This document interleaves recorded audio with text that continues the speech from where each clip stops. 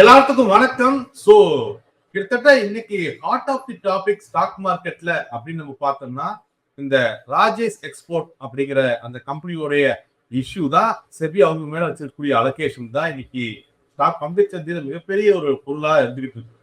இந்த ஆக்சுவலா ராஜேஷ் எக்ஸ்போர்ட்ல அல்ல அந்த கம்பெனியில் நடந்த வருவாய் ஏய்ப்பு அல்லது மற்ற பிரச்சனைகளை காட்டிலும் மிகப்பெரிய தோல்வி என்னவா இருக்குன்னா, எல்ஐசி ஏன் இந்த கம்பெனி இன்வெஸ்ட் பண்ணுச்சு, அதுவும் 10% இன்வெஸ்ட் பண்ணியிருக்காங்க.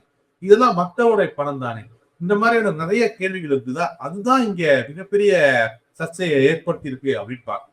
ஏன்னா இங்க ராஜேஷ் எக்ஸ்போர்ட்ஸை பொறுத்த வரைக்குமே கிட்டத்தட்ட அவங்க வரி ஏய்ப்பு அல்லது வரி ஏய்ப்பும் கூட இல்ல, வருமான ஏய்ப்பு அல்ல வருமானத்தை அதிகமா காட்டின தொகை அப்படின்னு நம்ம பார்க்கணும்னா அது கிட்டத்தட்ட 15 லட்சம் கோடி.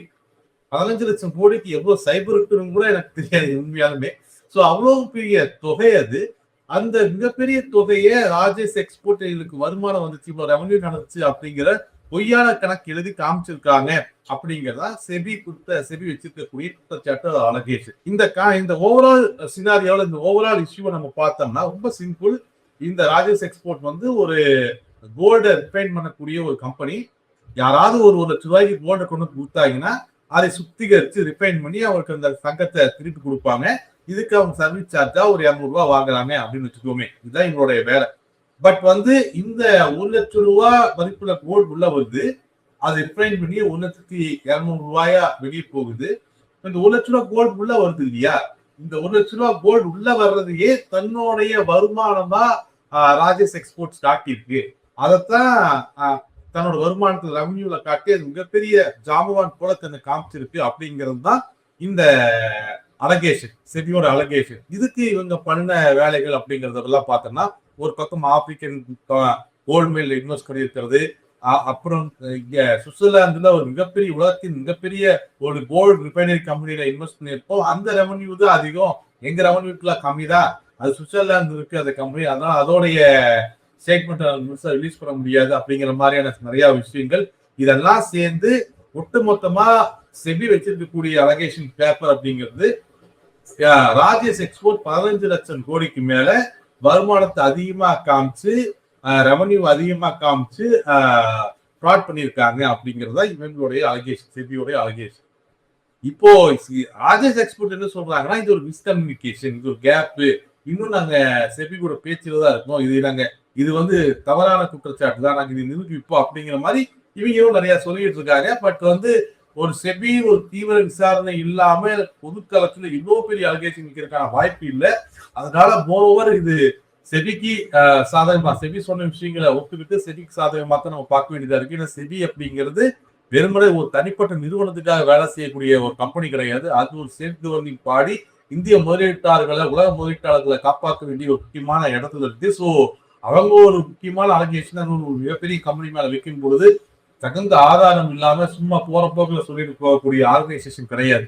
அதனால செபியோட பாயிண்ட் ஆஃப் வியூவை கரெக்டே வச்சு பேசுவோம்.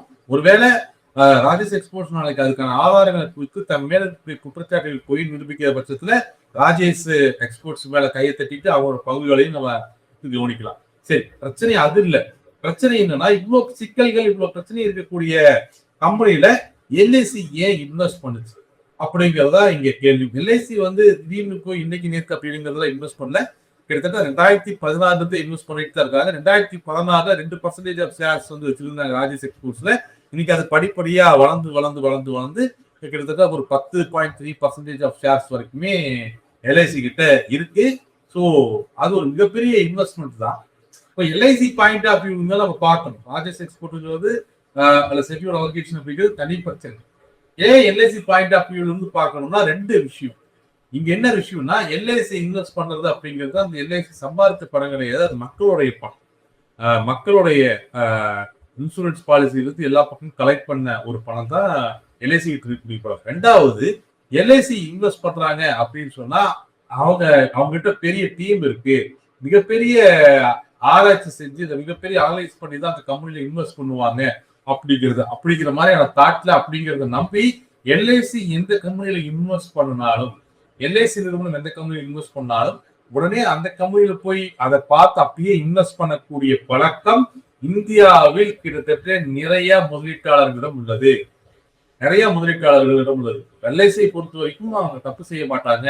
அவங்க ப்ராப்பரா அனலைஸ் பண்ணுவாங்க. மிகப்பெரிய டீம் இருக்கு. ஓகே, மக்கள் பணத்தை இன்வெஸ்ட் பண்ணக்கூடிய கம்பெனி. அந்த கம்பெனி வந்து ராஜேஷ் எக்ஸ்போர்ட் இன்வெஸ்ட் பண்ணிருக்கா, அப்ப நானும் பண்றேன். அந்த கம்பெனி வந்து இந்த கம்பெனி இன்வெஸ்ட் பண்ணிருக்கா, நானும் பண்றேன். இந்த மாதிரி எல்ஐசியோட இன்வெஸ்ட்மெண்ட்டை எல்ஐசி பண்ணக்கூடிய இன்வெஸ்ட்மெண்ட்ஸ் அப்படியே ஃபாலோ பண்ணக்கூடிய பேரு காப்பி இன்வெஸ்ட்மெண்ட் அல்லது காப்பி ட்ரேடிங் சொல்லுவாங்க. அது அப்படியே பண்ணக்கூடிய பழக்கம் வந்து நிறைய இன்வெஸ்டர்ஸ் மத்தியில் இருக்கு. எல்ஐசி மட்டும் இல்ல, நீங்க பாத்தீங்க அப்படின்னு சொன்னா இந்தியாவுடைய மிகப்பெரிய முதலீட்டாளர்கள் என்ன பண்றாங்களோ, மிகப்பெரிய மியூச்சுவல் ஃபண்ட் ஹவுஸ் எதுல இன்வெஸ்ட் பண்றாங்களோ அதுல அதை பார்த்து அப்படியே காப்பி இன்வெஸ்ட் பண்ணக்கூடிய. ஏன்னா என்ன நம்புறாங்கன்னா இவ்வளவு பணத்தின் மேல உட்கார்ந்து இருக்கக்கூடிய மிகப்பெரிய நிறுவனங்கள் இன்வெஸ்ட்மெண்ட் பண்ணும்போது தவறுகள் பெருசா இருக்காது, நிறைய அனலைசிஸ் பண்ணிருப்பாங்க அப்படிங்கிற அபிப்பிராயத்துல பண்றதுதான். சோ தன்னோட பணத்தை இன்வெஸ்ட்மெண்ட் பண்ணிருக்கு எல்ஐசி அப்படிங்கறதாண்டி, எல்ஐசி நிறுவனத்துடைய பணியில் இன்வெஸ்ட்மெண்ட் தாண்டி எல்ஐசியோடைய நடவடிக்கை வந்து மிகப்பெரிய ரீட்டைலர்களையும் இந்த டிராப்ல மாட்ட வச்சிருச்சா அப்படிங்கறதுதான் இப்ப இருக்கக்கூடிய விஷயம். ராஜேஷ் எக்ஸ்போர்ட்ஸை பொறுத்த வரைக்கும் கார்பரேட் கவர்னன்ஸ் இஷ்யூல ஆரம்பிச்சு ஆடிட்டிங் இஷ்யூஸ் வந்து மிகப்பெரிய இஷ்யூஸ் எல்லாம் இருக்கு. அதெல்லாம் செபியும் ராஜேஷ் எக்ஸ்போர்ட்ஸும் சண்டை போட்டு கடைசியா செபி சொன்ன அலகேஷன்ஸ் நிரூபிக்கப்படும். இல்லைன்னா அதை மறுத்து ராஜேஷ் நாங்க அப்படி பண்ணல அப்படிங்கறது அவங்க நிரூபிப்பாங்க. இது காலம் எடுத்துக்கும். இப்போதைக்கு இந்த அலகேஷன் செபி வெளியே கொண்டு வந்ததுனால இதுல மேற்கொண்டு பணத்தை இன்வெஸ்ட் பண்ணக்கூடியவங்க பொன்முகா இருப்பாங்க, எத்திரமும் வச்சு வெளியே வந்துருவாங்க. இதுதான் இங்க நடந்துட்டு. சரி, இப்ப எல்ஐசி பொறுத்த வரைக்கும் இதுக்கப்புறம் எல்ஐசியோட இன்வெஸ்ட்மெண்ட்டுகளை நம்ம ட்ரஸ்ட் பண்ணலாமா, இல்ல எல்ஐசி பண்றது சரியா, இந்த மாதிரி நிறைய கேள்விகள் இருக்கு இல்லையா? இது பொறுத்த வரைக்கும் ஒரே பதில் தான் நம்ம சொல்லணும். ஆணைக்கு மடிசர். ஆணைக்கு மடிசர். ஒரு எல்ஐசியோட நிறைய இன்வெஸ்ட்மெண்ட்ஸ் வந்து லாஸ் ஆயிருக்கு. இதுதான் ஃபர்ஸ்ட் அப்படின்னு கிடையாது. எல்ஐசி ஒரு அனலைசிஸ் பண்ணி ஒரு முடிவு எடுக்கிறாங்க அப்படின்னு சொன்னா அவங்களும் அந்த ராஜேஷ் எக்ஸ்போர்ட்ஸோட பேலன்ஸ் ஷீட்டு மற்ற விஷயங்கள் அவங்களுடைய ரேஷியோஸ், பைனான்சியல் ரேஷியோஸ் இது எல்லாத்தையும் அனலைஸ் பண்ணி தான் முடிவு எடுத்திருப்பாங்க. பிரச்சனை என்னன்னா ராஜேஷ் எக்ஸ்போர்ட்ஸே அந்த விஷயத்த தப்பா கொடுத்துருக்கு அப்படிங்கிற செபி அலோகேஷன் தான் இங்க பிரச்சனை.